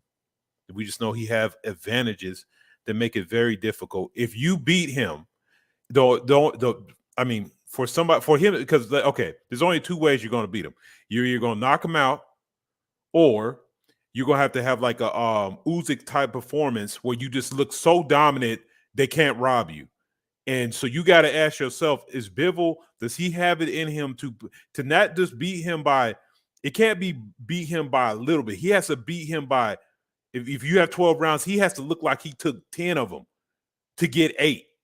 You know what I'm saying? So that's the issue where, when I'm saying like I'm picking Canelo, I don't want to pick Canelo. In my heart, I want to pick Bivol, but for the Champ Ross, I'm going to have to pick Canelo, man. I got to go with the odds, man. I have to go with that. So that's what sucks. That's why people are thinking that. It's not, look, that fight this weekend showed me just as much about how vulnerable Canelo is, because I looked at that dude, the way he was fighting, and I like to say, it's not a reflection, he ain't Canelo, but just their whole gym, the whole You know, he got the trainer of the year and all this bullshit in his thing, and he's a trainer off the year off nothing because I'm looking at your fighters. They're either on juice or they look ill prepared. He looked ill prepared. So we got Canelo coming in here, and like I said, where is this fight at now? I'm thinking about. Hey, just jump in real quick, bro. When you say we, like I think that's like a small minority, like of people. When I'm talking about the people that's picking Canelo, like ain't even no thought to it. I'm talking about the fighters and people that I'm seeing doing the interviews and shit like that. You know what I'm saying? Like I ain't talking about us fans and shit for the most part. And people not saying the reasons that you saying. They saying that Canelo's skills are just so superior over everybody else that you shouldn't even be thinking about going against Canelo. Now, as far as being on the zone, I understand that picking against Canelo on the zone can be looked at as a very foolish pick. I understand that. Like part of me want to just say, I want to take Bivol, but I'm gonna go ahead and take Canelo on the Charon Ross just to be safe. But I ain't trying to be safe right now. I don't want to do that right now. I understand the danger. And then I want to ask this: is Bivol an in-house fighter on the zone? It don't matter, man. Yes, he is, but that don't matter. You can give me 1%. Just give me 1% of a difference. Goddamn me! Don't tell me it don't mean nothing. Give me at least 1%. Look, because here's the thing about the whole the zone's existence right now, based on the fights matchup. Canelo is a significant part of that. So if you lose your main horse, I think the reason, like you said, people are picking Canelo because I think a lot of them people that are making that pick that aren't even familiar with Bivol. I bet you they haven't even seen a Bivol fight. You know what I'm saying? So they're not, they're not thinking logically in that sense. But I can't get 1%, bro. I just want 1% difference, King. This man went into a whole soliloquy over 1%, bro. I just want 1%. Nah, man. Difference. He get no percent. Man, we gonna take that 1%. He might sleep Nello. Hey, yo, the zone. He gonna sleep Nello. They be hunting y'all, man. So you already know the zone show no love. So it's no. He ain't getting 1%. Nobody on that card. The only people over there that want him to win is the people that he be looking at in the face. Nobody. Okay. Hold on. I got one for you. Joshua versus Usyk. Why did Usyk get the decision over Joshua? It's like I just said, he overwhelmingly beat him. You couldn't rob him. I think it's a chance that Bivol could go out there that's and what I'm lump his saying. ass up. Yeah, that's what I'm saying. He has to do that type of work, but I don't know, man. But here's the problem. Yes, I could comparably say Usyk to Bivol. You probably could say that at the same level as eliteness in their divisions. Canelo and Anthony Joshua are not. So I don't see Canelo. Canelo's smart enough not to just get his ass whooped like that. And then I've seen him do it. He'll throw a little flurries, act like he's doing some body work, and they'll give him the fight. I mean, I've seen it happen. I'm riding with Bivol, man. If I get dealt with, I just get dealt with, kinfolk. You know what I'm saying? Hey, how the rest of y'all thinking about this shit, man? How you looking at it, Pecos? You know, I was one of the first people to say that I felt like Bivol could beat Canelo. And I think Bivol hits as hard as Kovalev, and I don't think Bivol is scared of Canelo. I think Bivol wants to go out there and show the world that he really can beat this dude. He got good power, and all you got to do, honestly, with Canelo, because he going to come up behind that high guard. If Bivol go around that guard and connect on Canelo, we're going to see Canelo come up with a different game plan in the fight. We haven't really seen him do that, except we haven't really seen it see him do it. It's always been either people move around the ring and then they stop moving so he can get off on them, or they just start off straight in front of him so they can get off on him and not really giving him anything back. I believe Bivol gonna put something back on him and make him have to renegotiate the terms of that fight. I think so too. Like let's think about it. Okay, Canelo has been losing some rounds, right? He lost rounds against Kovalev. He lost rounds against Caleb Plant. Caleb Plant was able to win rounds, and he throw a lot of straight punches. He was punching the guard at Canelo, and he was still able to win rounds. When is all right? Okay, let me back up first. We got a high guard fighter in Canelo. That's what he is. He's a high guard fighter. How do you beat the high guard? You go around the guard and you come up the middle. Bivol has an elite looping right hand. He can go right around that guard like it ain't nothing. Who is the last person that Canelo fought that had a good looping right hand? Because that's one thing that Mayweather used to beat him. If you go back and look at the fight, Mayweather looping right hand right around the guard. Who's the last person that Canelo done fought like that? I can't think of now, you know what I'm saying? So I think that's going to be a major key in this fight. That looping right hand from Bivol going right around the guard. His arms is long enough, too. His arms are long enough to loop right around that shit. Bam! I'm seeing it already. We gonna see, man. You seeing Canelo falling down? Canelo got a great chin from what I've seen so far. But I will say I've seen that great chin mainly at like 160, like fighting against Golovkin. I really ain't seen him in a position where he going against a hard puncher in these higher weight classes. I think him going against Bivol at 175, it's a chance that we might see that motherfucker do the strength leg or maybe even get knocked on his ass one time. And like I told y'all last time, the motherfucker nose sits sideways. He's such a great defensive fighter. Why your nose sit sideways? Mayweather nose don't sit sideways. I ain't see Sweet Pea Whitaker nose sitting sideways. Why your nose sit sideways? Because somebody hitting you on your nose. That's why your nose sits sideways. We gonna see, man. Hey, don't feel left out. We gonna be locked in on that champ, bro. I was over here thinking, I'm like, man, this man Marlo done took everybody against Canelo. I know he ain't gonna give up now, man. You gotta lock in. Yeah, that's true. He just took all. Hey, shout out Mexican Mike. Salute, fam. Oh yeah, that's my boy right there, man. That's my partner. Rodney Allen, salute. What's good with it? Yeah, that's my boy, man. Motherfucker, we go play poker. He hit me up one time because we used to play poker in this place that's down the road and shit down the highway. In this little small town, they be having poker tournaments and shit. And they be, you know, passing out bracelets and all this shit. That motherfucker called me, hey man, I'm about to go win this tournament. Get up, man. Let's go play in the tournament. I'm like, nah, man, I'm tired, man. I'm chilling. And guess what? This motherfucker came back with the bracelet. Like he went out there and won that bitch for real. You know what I'm saying? So yeah, he a player motherfucker. That's my partner. I'm gonna jump back up in the chat though. Let me find my spot, y'all. Y'all give me a second. I gotta scroll up. I don't be wanting to break up a good conversation for the chat. You know what I'm saying? Well, let me say, Andre Ward said, Canelo don't need to go up there fucking with Bivol and Better Biv. So if Canelo win, that's gonna make Andre Ward look kind of bad, ain't it? Well, no, it's gonna make Canelo look like a great fighter. Yeah, and that's what I'm willing to say too. If Canelo buck what I'm saying and he go out there and whoop Bivol ass, I'm just gonna give him props as being a great fighter. I don't think a normal, go on mute real quick, bro. It's a lot of feedback. I don't think a normal fighter goes and beats no goddamn Bivol at 175. You started out at 147 and you done went up to 175 and beat Bivol. I don't think a normal guy does that. So if he go out there and win the fight, I gotta say he's a great fighter. You know what I'm saying? So that's what I'm putting on the line. Let's go down. Salute to my boy Eric Carr, man. I know you coming there talking shit. Look at him. I had to catch Trey X with the Stone Cold Stunner on the Champ Ross this weekend. I beat my own self, man. But look, you ain't too far ahead, bro. It's a long season. You know I'm Walker, Texas Ranger. I walk him down and walk it out. Have some patience, my brother. You know what I'm saying? OG said Jake was going to give Amanda the $1 million. He was, man, and that's some player shit. That's like a doubling up her salary for the fight. You know what I'm saying?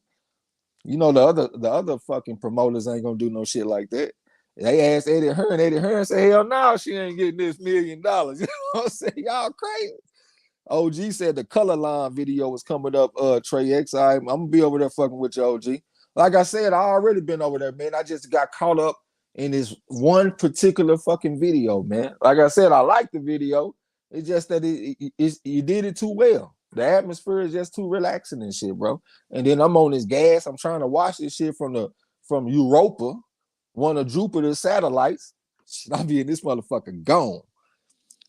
D-Lo said, okay, talking to OG. Let me scroll down. What's up to Shamzilla, bro? Said, shalom, shalom. What's good, family? What we talking about, man? We just talking about these fights, bro. You know what I'm saying? OG talking about some deep information. I don't know exactly what you talking about. My boy talking about Bivol is on the wrong side. All right, we gonna see, man. Bivol got something. D-Lo said, I would help y'all buy it for the channel, but I would not buy it for here. All right, he said he got 5 on it. My boy said, just kidding. I don't even know who they did. I was just sitting up here thinking this motherfucker come in talking about Bivol. He don't know shit about boxing. Sam Zilla said, I am adamant on Canelo Steel on Mexican cow meat. All right. Pecos Bill said, Bivol going to take it to the house. Goddamn me. D-Lo said that's boxing today. Every time fighters have a good performance, nobody can beat them, or they the best of all time and all that kind of shit. Right as the champ said he got Canelo. I ain't mad at you. I mean, that's the smart, maybe not smart, but I think that's the conventional wisdom pick, though. I mean, it's hard to beat a favorite on the zone. I can't think of too many times, except for Joshua Usyk. So they do let you know that it's not impossible, but it's unlikely that the favorite is going to lose on the zone. So I understand the danger in the pick that I'm making. D-Lo said, I remember Pascal did that shit. Bivol didn't miss a beat. Just got right back to business. Yeah, that's what I was talking about, that sonic boom that motherfucker threw. Sam Zilla talking about that Mexican meet Canelo.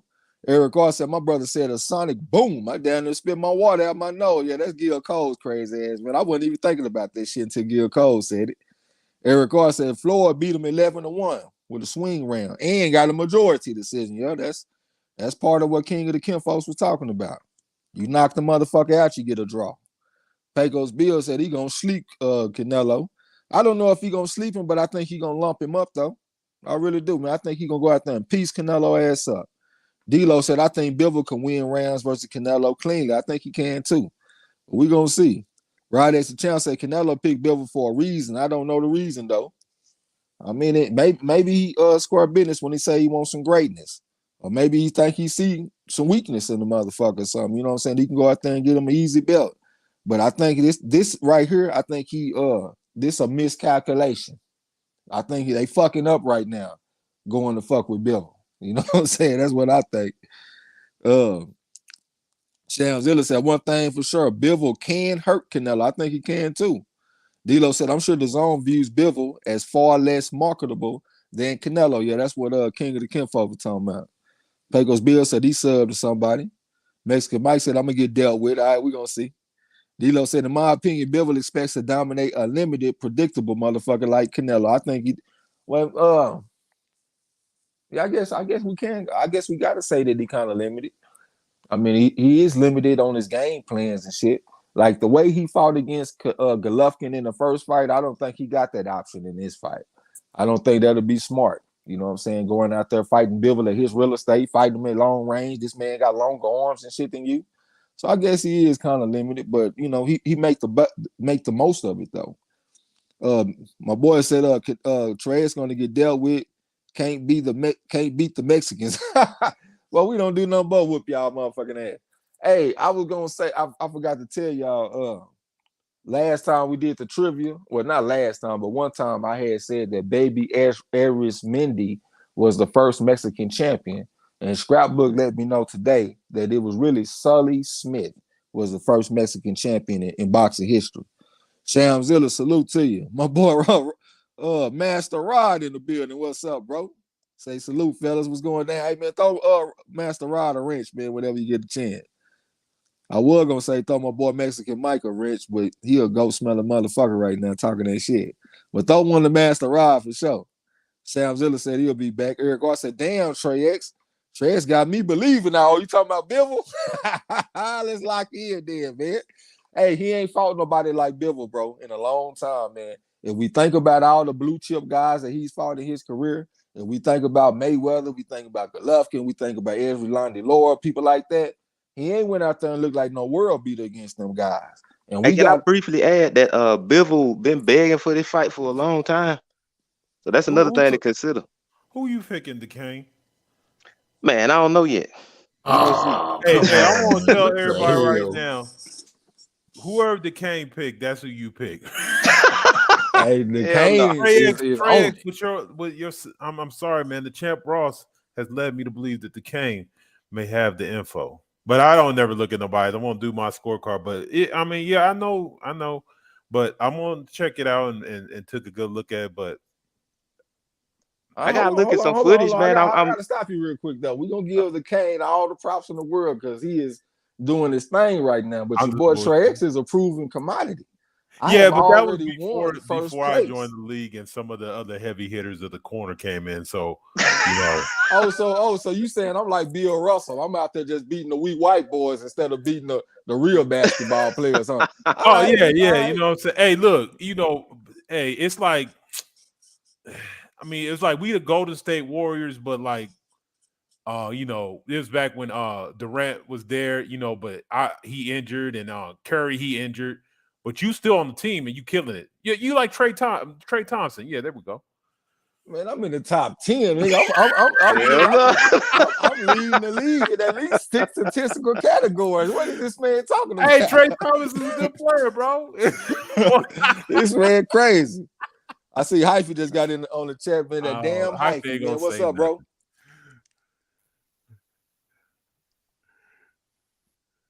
That's a ghost smelling motherfucker Big right boy there. Boxing. Salute, fam. Yeah, playing with us out there in the UK. Shout out to Big Boy Boxing. What's good, right? Your mic right?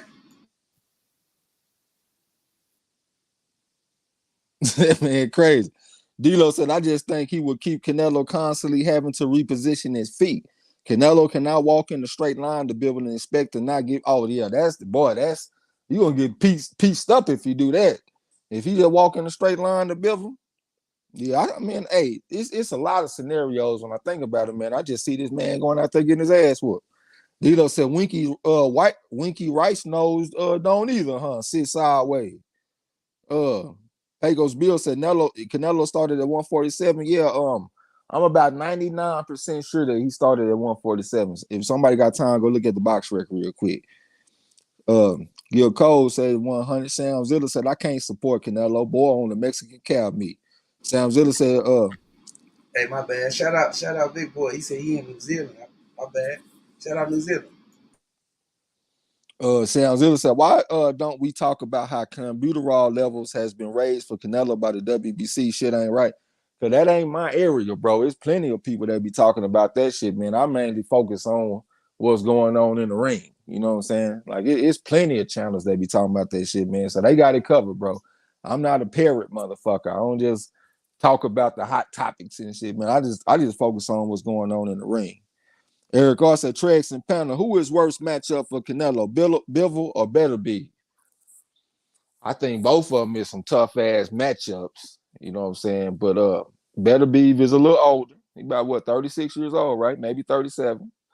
That's more like what Canelo is used to. He normally fight the mid-30s type motherfuckers. You know what I'm saying? He comes straight to you. He's a very big target.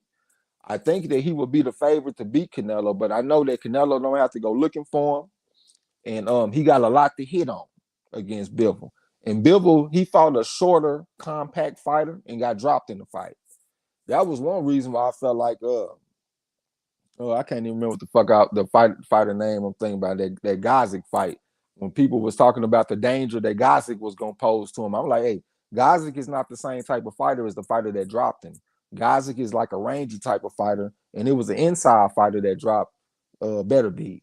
So Beterbiev is some evidence that he might have more trouble with like a shorter, compact fighter on the inside. You know what I'm saying? But Bivol is like what Canelo is used to getting beat by. He's the type of guy that fight on the outside, maintain his range, like a lot of people like to say. You know what I'm saying? Looping right hand around the guard and stuff like that. He can do a lot of the things that Mayweather was able to do. I ain't saying he Mayweather, but I'm just saying that type of style, he's able to implement that more than Beterbiev. You know what I'm saying? So I would say that I would think that Bivol might be the worst matchup for him stylistically. What y'all think? Yeah, because Bivol younger. Bivol, like you said, old boy a little older than Bivol. Bivol I'm just going by his youth, his size, his strength. Like you said, you know, we always say a good big man can beat a small little man. And this is that situation. And that's part of my pick. But not to mention that Bivol been wanting this fight. And yeah, I think the other how you say his name? Better Yeah, better be a Berturbia or something like something like that. that. Yeah, he more of a straight come to fighter too. He don't use the ring like Bivol. Bivol does use his feet. He moves around. He gives different angles and stuff like that. And he seems to be able to do it through the whole fight. His gas tank, I haven't seen it. Looking at him at the fights that I've seen him in, I haven't seen his gas tank show me any holes in it. Not like Caleb Plant, who let me down terribly. D in the building. Champ. Salute, sis. Salute. Yeah, I might Hey, agree with you. I think Bivol is a tougher fight. go ahead. Hey, just to let you know, yeah, Canelo did start at 147, and he did fight a couple fights close to about 140 as well. Okay, so But yeah, he we was got 15 years old though, so I mean, Hey, I have to go the other way. I think Better Be would be way more tougher than Canelo. Just even seeing the Triple G versus Canelo. no. It's better be tougher than Bivol versus Canelo. Yeah, that's what I mean. I mean, I think he'd be a tougher fight, far as hurt wise. I think he'd hurt Canelo. There's a chance to hurt Canelo more. I think Bivol is probably just a little lighter touch. It's still a tough fight. I think both of them tough fight. But I think by Bivol being a more boxer outside, he can set you up off his jab type of fighter. I think what's the name hurt Better Be for hurt Canelo in that pocket. He'd have to try to fight him from the outside. And I think that would be a closer fight because he won't be able to bring it in, or won't be able to stand that pressure in the inside. That's why I think Better Be would be a tougher fight, even though they both tough. I just think Canelo might get stopped fucking with Better. His chances of getting stopped fucking with Better Be is higher. Yeah, I agree with you on that. Like, I think Better Be got more of a chance of stopping him, but I think Bivol got more of a chance of going out there and just putting on a master class on his ass, or outclassing him, or hitting and not getting hit. You know what I'm saying? I think Better Be, he do got the more chance to stop him, but I think he also got more of a chance of getting stopped. But if I look at it the way that you just said it, that the fact that Better Be got the better chance to stop him, I probably have to agree with what you just said. He's more dangerous toward the motherfucker. I guess nobody else want to get a take. Gil Cole said might be a tough fight, but I think Canelo gonna beat Bivol. Mexican Mike said bad time on the East Coast. Stay up, y'all. Much love, man. Appreciate you coming through. D'Lo said Canelo doesn't get the clearest of separation versus the best he has faced. Yeah, especially them blue chip type guys. Salute the big boys boxing. What's going down? Said, what's up, team? Hope everyone is well. Should we good as a government check? Appreciate you coming through. D'Lo said, hey, now, Bill Russell teams beat teams led by Vigo. Wilt, goddamn me. I know about that. I forgot about that. It wasn't just all them short motherfuckers, white boys and shit. He was out there fighting, not fighting, but, Wilt Chamberlain and all them guys.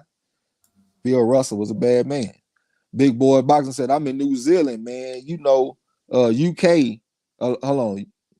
I'm in New Zealand on the other side of the globe, man. Salute across that pond. Big boy boxing said, let's go Bivol, goddamn. I'm riding with him, man. Let's go ahead and lock in one time. Big boy boxer said Sierra Govich has pulled out of the final eliminator against Zali Zane. Damn, okay. I'm glad that you said that, so I ain't got to put much more thought into that fight. Because I was trying to think, was I going to take Govich by stoppage or take him by decision? I was really leaning toward decision, too. That motherfucker Zane got an amateur background. I think he like an Olympic bronze medalist, southpaw, if I ain't mistaken, but he is 39 years old. So that's why I was thinking he might go out there and get knocked out. But that's going to be a void on the Champ Ross. Big Boys Boxing said apparently due to the death of his father in April. Okay, I got you. He said Matchroom scrambling to find a replacement. I say call Johnny Rice. Shit, go ahead and give him an opportunity. I think he'll go out there and get his ass whooped, giving him opportunity, though. D'Lo said it was Callum Johnson. I don't even know who the fuck Callum Johnson is. Lala D got to go smelling ass up in there. D'Lo said, don't ever forget that Better Be made Kovalev quit the Russian amateur team because he was owning them. Kovalev did return for what it's worth. Bivol a bad motherfucker. It looked like a heavyweight, a super heavyweight trapped in I mean, he looked like a heavyweight locked in a light heavyweight's body to me. You know what I'm saying? So he's very physical. I understand that. But just looking at just straight up skills, I don't really see him as like a very skilled fighter. I know he got a badass amateur record. He was like 395-5 or some shit. So we gonna give him credit, you know what I'm saying? But as far as just straight up technical skills, that's not the way I view him as a fighter. Scroll down. D'Lo said maybe Vlad Sarenko can fill in. I don't even know who the fuck that is, man. Don't have me up here looking like a casual, bro. You know what I'm saying? It was another fight that had that I wanted to talk about on that fucking Channel Ross this weekend. I might have to take a little moment to go look at the list real quick. Sam Zilla said, Marlo's Corner, did you get the email? Because you know he had dropped us a track in the email he had told us on Saturday. I check it right now. I've been checking. If you sent it today, I ain't checked today. I go look. Yeah, I think he was saying he had sent it on Saturday. But I'm really kind of disappointed, man. We only got 10 fights on the Channel Ross. So look, we already got one fight that's a void, so we only got 9.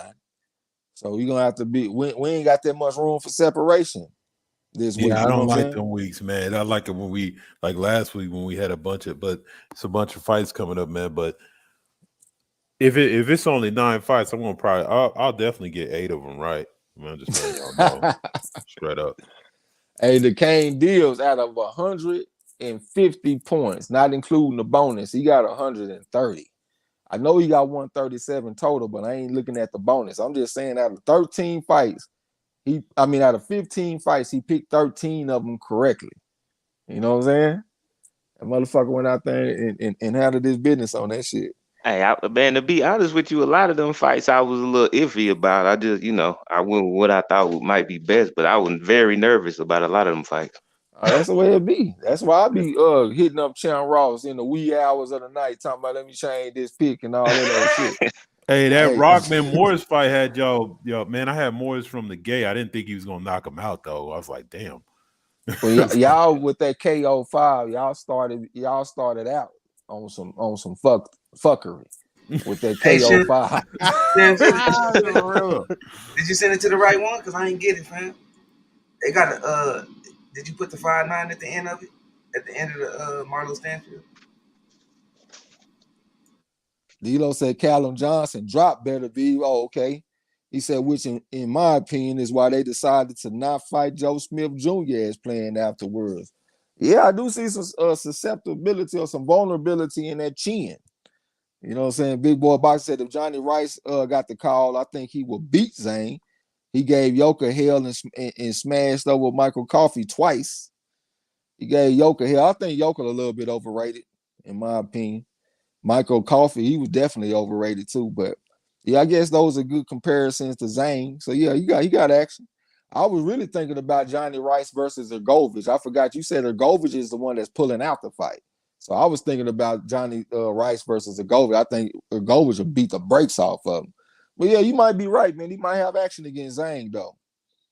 Lala Lisa Trex, I'm assuming you sucked again on the Channel Ross. Now, assume that Trey X is in the top 10 and got action at winning first again. Goddamn me. Ain't she in the Channel Ross? What's it? No, she got cold feet on the Channel Ross this season. She said she need a break. Man. Hey, she need a break. You need to stay in there because that stuff makes it, man. It really makes you. I won't say this as far as that because I haven't been in there. It really makes you pay attention. I like sight because some of them fights, man, you gotta really look and like size them. Like I didn't even know that Tommy Morrison had a goddamn son that fought. 2 of them. I was like, damn. So I'm looking in there. I'm like, damn, this nigga look at the spitting image of his dad. Let me check him out and see what's going on. But I knew about the Rockman boys, just from the Mayweather gym days. So yeah, it makes you really look at some stuff of fights, to be honest, that you might not even be paying attention to. Yeah, man. I like that shit to keep you on your toes, man. And plus, to introduce you to new fighter. That's how we know about Lanier Perro, the dude that beat Frank Sanchez 6 times in the amateur. You know what I'm saying? I wouldn't know about that shit if it wasn't for the Channel Ross, man. I just learned about this Rafael Pedroza cat. I picked the wrong goddamn fight. I had Pedroza and put Sosa because I'm high and they names sound similar. I swear to God, when I looked, I was like, okay, that's one I got. And then when I looked at my list, I'm like, I got Sosa. Like, I the fuck I put so on this shit, man? And they names sound fucking like, man. So I'm sitting up here on that weed fucking up.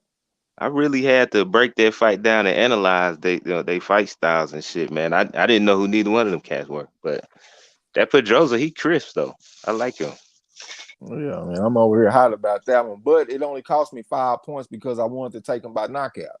So he won by decision, so it was just 5 points. So I ain't gonna sweat that one too much.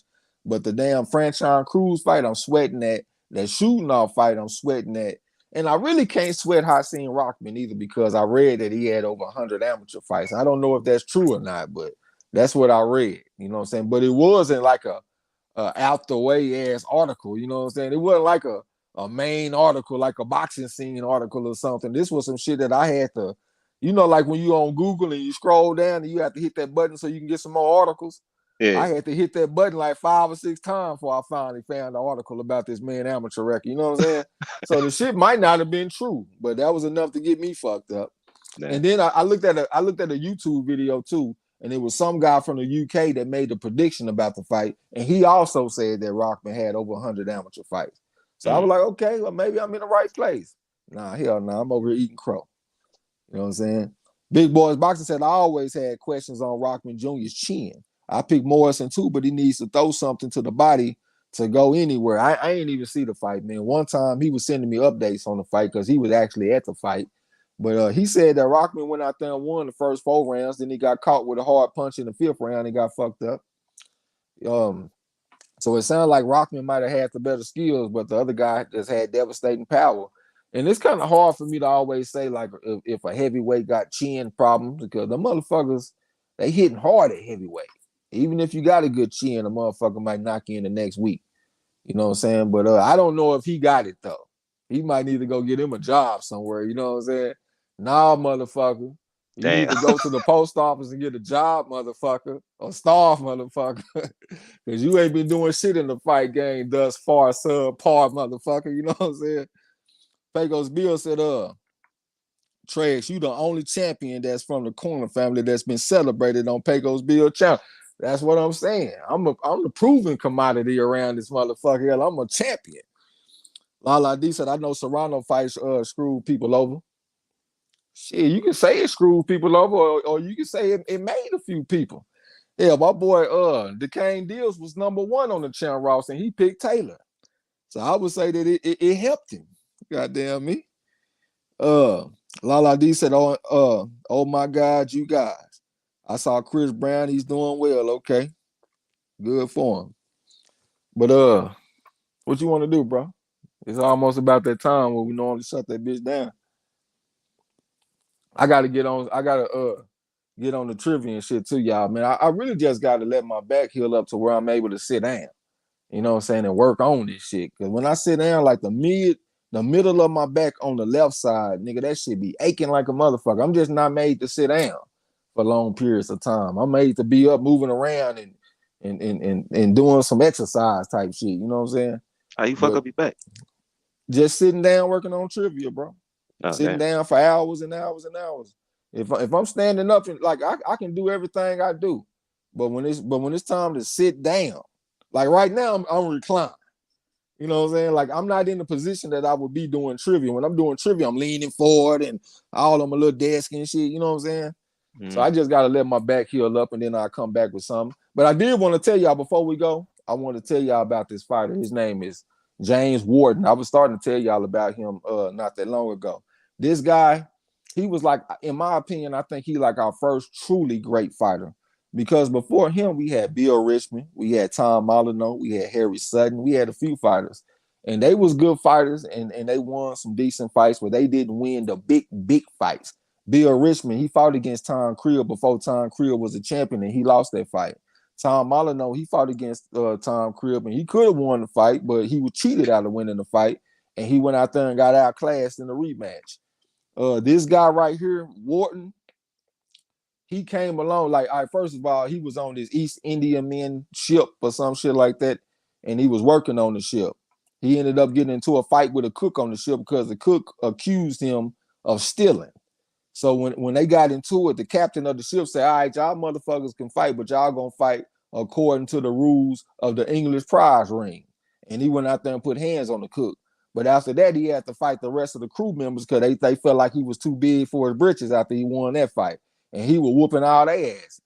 So the captain of the ship was like, hey, man, you might have you a future in prize fighting. You know what I'm saying? When we pull up to England, you need to go out here and see what you're going to, you know what I'm saying? See about fighting. So he get out there, he hook up with a guy to get him some fights. And they put him in there tough in his first fight. He fought a guy that was 2-0. And he fought him in his hometown. And you got to remember back then, fights went on for like 3 and 4 hours sometimes. When they had to fight, they had to fight. So a lot of them didn't have long careers. So 2 fights, a 2-time winner was pretty good back in these days. And he got out pretty good on James Warden, but James Warden turned everything around because he dunked the man on his neck. That was one of his signatures. If you go out there and he could, if you could get with him with skills, he could change everything by ducking you on your fucking head. You know what I'm saying? But he went out there and he was beating all kind of good fighters. And he's the first fighter that I read that was black, that was pretty much universal. Say the word for me, somebody. Universally. I say that shit. Universally. Yeah. He was known to everybody as being the best fighter in the land. Everybody looked at him as like a pound for pound fighter. So at the same time, he going out here getting all these victories, right? It's another guy named Hammer Lane that's also undefeated. And he going out there whooping all kind of motherfuckers. And they set up a fight. These motherfuckers, they can't come to terms on the fight, though. James Warden, he want to come to the fight no more than 155. Hammer Lane don't want to come to the fight no more than 150 because he want James Warden to be weakened. So James Warden said, fuck it, I'm going to go ahead and just retire. And I ain't going to fight nobody. So that's when Hammer Lane was like, fuck it, we'll go ahead and capitulate to your demands then. We fight at 155. And they finally had to fight. Hammer Lane came out and he had some hands. He came out and he was putting hands on James Warden. You know what I'm saying? But James Warden, he dunked him on his goddamn head like he always do when he get behind in a fight. And he fucked him up. And then he went out there and outboxed him and put hands on him for the rest of the fight. And he ended up winning the fight. And he retired 8-0-1. His one loss, his one draw really should have been a win. He got cheated in Liverpool. He should have been undefeated. You know what I'm saying? I ain't gonna get into the story of that fight because it's kind of like a long story. But this man was a bad dude. And when he was beating people that was heavyweights, he was beating all kind of motherfuckers. You know what I'm saying? He was our first truly great fighter, in my opinion. That's the great James Ward. I just wanted to tell y'all about him real quick. Appreciate that. Yeah, but we can go ahead and shut it down, though. Who want to go first? Can you get a Kim? Oh, you can go first, Payco. Hey, Sham, I just got him, bro. Appreciate it. I'm going to check him out. I greatly appreciate you, Marlo, having me on the show tonight. As always, proud member of the family.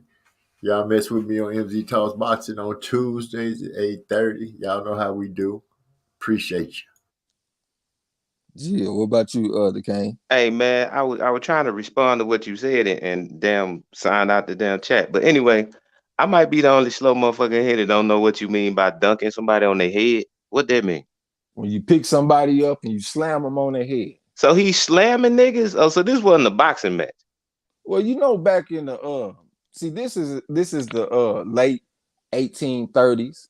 You know what I'm saying? So this is like when he first started fighting, that's when we were still under the Brockton rules. And then we got the London prize rules in 1838. So he was off in that era.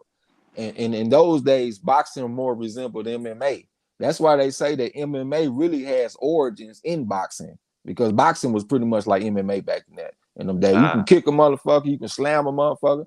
And then you got to remember, like, if you go down in them days, like in the Brockton rules, that was the end of the round. So if you slam a motherfucker, that's the end of the round. You know what I'm saying? So that's why a lot of the time you'll read about a fight, they done win 100 rounds or 60 rounds or something. That's why. Because if you get slammed, it's the end of the round. We got to go back and toe the line for the scratch. You know what I'm saying? So, yeah, that's what it was. But I still consider him one of our great fighters in boxing history, though, because he technically was boxing. He was just boxing under a different set of rules. Oh, okay. That's what's up, man. You just taught me something. Anyway, so I appreciate y'all letting me come through. Appreciate y'all introducing me to the champ Ross, because I've been telling motherfuckers my picks be right, but they don't believe me. So now people know. Hey, that's why we did it, so we can have it in writing. Ain't no you can't say nothing. You can't say somebody serving crow or whatever because it's in writing. Right. You know what I'm saying? Go ahead. Yeah. So yeah, man, I'm gonna catch y'all next week. I'm gonna try my best to catch MZ tomorrow night. Everybody come through 8:30, I believe it is. Oh, absolutely. What about you, King of the Kim folks? Hey man, salute to the champ Ross, because I seen a lot of people on there that got channels, and this shows you who y'all should be listening to when we talking about this fight game. So that's all That's I real got shit. tonight, bro. Oh yeah, it do be several channels over there, and we be stomping mud holes in their ass. One of them had made a diss video about us a long time ago, so I always make sure I find his name at the bottom of the list. You know what I'm saying? Hey, D-Lo talking about the London Prize rules. If I didn't say that, that's what I meant, man. I know the Brockton rules was 1743. The London Prize rules was 1838. So that's what I meant to say. But I appreciate everybody coming through, checking us out tonight, man. We're gonna come back with something soon. I don't know what's gonna go on this weekend because we got this pay-per-view and shit, and I really ain't trying to pay for it because I want to pay for the Tank Davis fight at the end of the month because that's what everybody say they want to see. So I don't know what's gonna go on, but we're gonna come back with something soon, man. So y'all just stay tuned and come fuck with us, you know what I'm saying? Much love to everybody. Salute. Real talk. Y'all already know, man. It's always love. It's always fun chopping it up about this boxing. You know what I'm saying? Shit. Appreciate all the support, all the love, all the opinions. You know, we be back on the next one. Y'all enjoy the rest of y'all night. Until next time, don't forget to tell them haters and trolls. The fuck out my gym. You heard him. Yeah.